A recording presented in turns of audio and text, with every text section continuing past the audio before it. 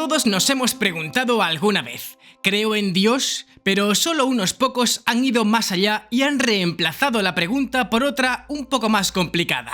¿Qué es Dios? ¿Una semilla? ¿Un hombre con una barba blanca? ¿Un ojo flotando en el universo? ¿O acaso una vagina gigante? Sea lo que sea, a través de la historia han aparecido personas diciendo que Dios se les ha manifestado para susurrarles movidas. A partir de ahí hay tres reacciones posibles. O nadie las cree, o las creen algunos, o directamente las hacen santas. Porque claro, nadie tiene entre sus contactos a Dios. Uno de los casos más sonados fue el de una monja del siglo XVI, concretamente esta de aquí. Se hacía llamar Santa Teresa de Jesús. Seguro que os suena esta escultura. La escena representa algo que ella misma contó en el Libro de la Vida, que es un texto en el que cuenta, entre otras cosas, sus transverberaciones, es decir, sus encuentros íntimos con Dios. Después de ellas, fundó conventos, fue nombrada doctora de la Iglesia, se convirtió en protagonista de libros, películas y pinturas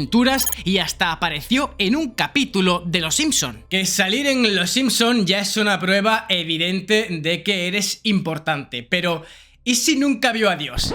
¿Y si todo estaba en su cabeza? ¿Podemos estudiar hoy en día este caso de una forma científica para descubrir que no tiene nada que ver con lo divino? Este es el increíble caso de la monja que vio a Dios.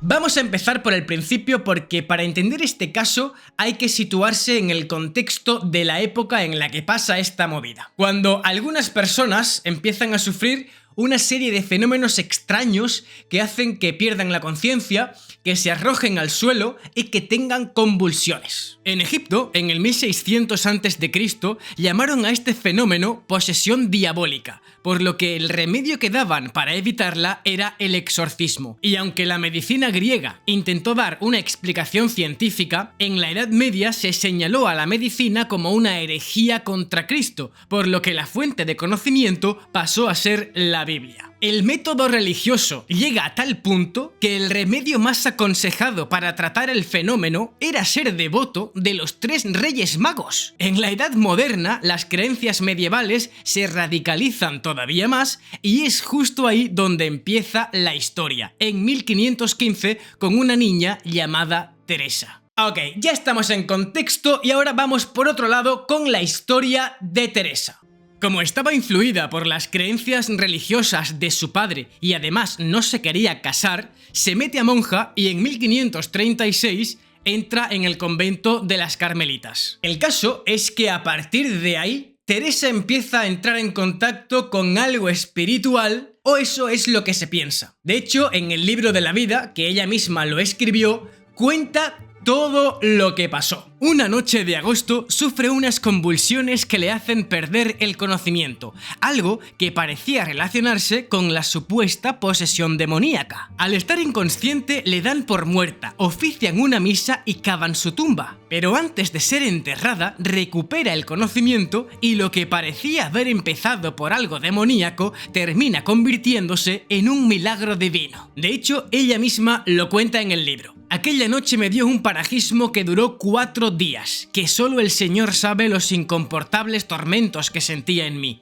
La lengua hecha pedazos de mordida, toda encogida hecha un ovillo. No podía mover nada, ni los pies ni las manos. Claro, algunos no tardaron en decir que había resucitado de entre los muertos, pero la explicación real podía ser muy diferente. Hace unos años, un neurólogo muy famoso, que se llama Esteban García, descubre que todo lo que le pasó puede ser explicable por un proceso meningio cerebral que da lugar a unas convulsiones que la dejan engatillada. De hecho, es verdad que todo lo que le pasó, las convulsiones, el engatillamiento, las mordeduras de lengua, son explicables con lo que hoy conoceríamos como crisis epiléptica. Así que tampoco resucitó, sino que más bien lo que le pasó fue que tuvo un coma de 4 días, del cual se recupera sola. En su libro escribió que después de aquello sufrió 2 fenómenos. El primero era un extraño temblor esporádico en uno de sus brazos, algo que achacaba al Parkinson. Para el segundo, la imposibilidad de andar no tenía explicación, pero entonces, un día, consigue sostenerse sobre sí misma y anda, algo que sus compañeras creen que ha sido un milagro de San José. Pero si pensamos que Teresa lo que sufrió fue un coma,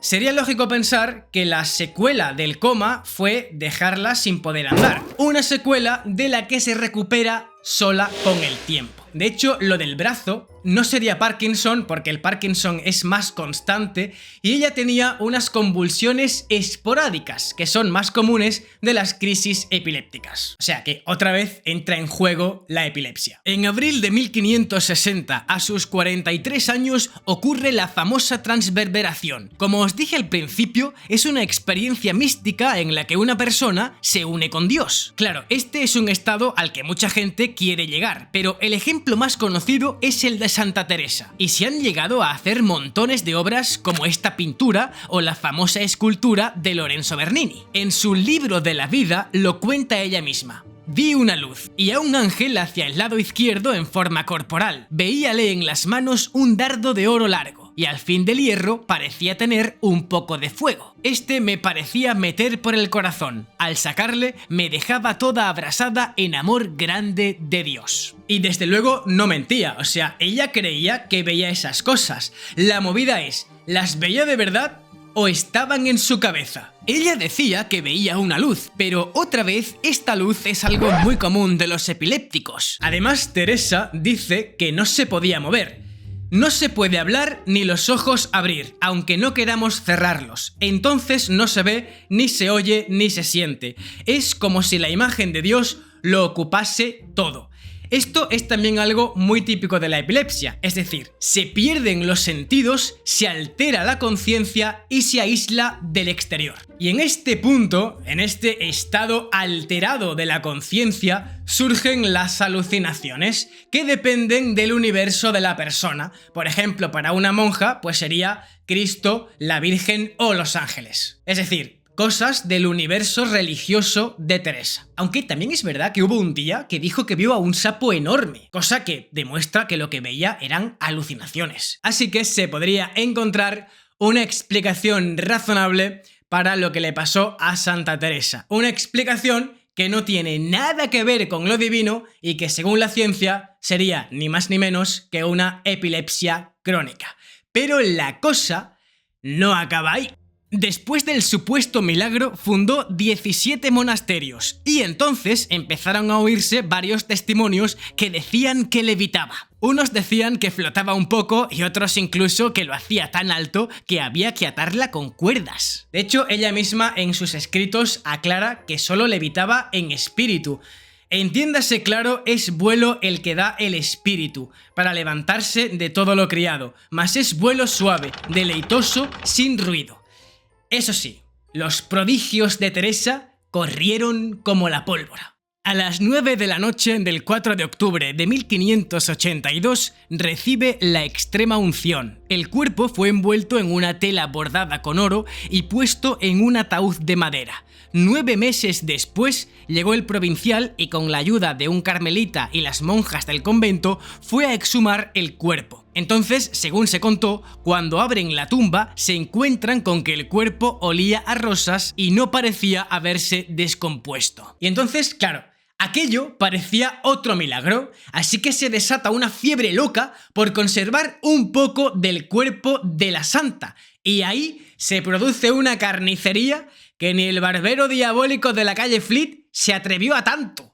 El provincial le cortó la mano izquierda y el dedo meñique, metió la mano en un cofre y se la dio a los carmelitas de Ávila. Él se quedó con el dedo. En 1588 le sacaron el corazón, que está en un relicario en el convento de Alba de Tormes. El convento de Ronda tiene el ojo izquierdo, el de San José de Ávila una clavícula y el de Santa Teresa de Ávila un dedo anular. En 1614 se mandó a Roma el pie derecho. En la Basílica de San Pancracio de Roma hay un trozo de la mandíbula superior. En la Catedral de Santiago de Compostela están las muelas. El convento de San José de Sevilla conserva parte de un dedo y parte de una costilla. El Museo Lázaro Galdiano de Madrid conserva un busto con un relicario. Hay un dedo en Sanlúcar de Barrameda y otro en la iglesia de Nuestra Señora de Loreto de París. Pero de todas, la más curiosa es la mano conservada en este guantelete, que por alguna razón se parece al guantelete de las gemas del infinito. Que no sé quién copió a quién. A pesar de todo, en 1970 San Pablo VI la proclamó la primera mujer doctora de la Iglesia de la historia. Jóvenes ataviadas con trajes de las 14 provincias donde Santa Teresa fundó monasterios.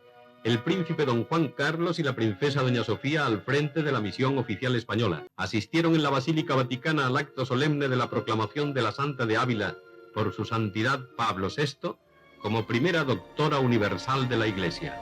Por supuesto, es una figura histórica a la que mucha gente venera y de hecho mucha gente suele visitar sus restos, esperando quizá encontrar alguna respuesta existencial o tal vez alguna conexión con Dios.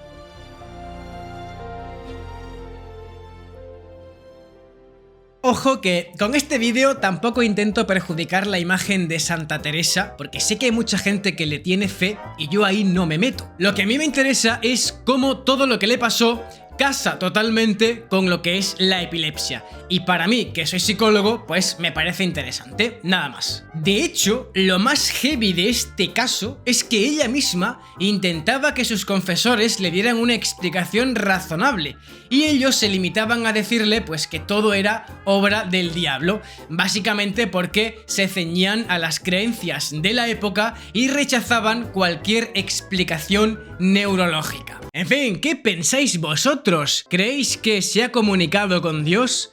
¿Creéis que hay algo divino en ella? ¿O creéis que el personaje histórico de Santa Teresa, con todos sus milagros, se puede explicar simplemente por un fallo de la mente?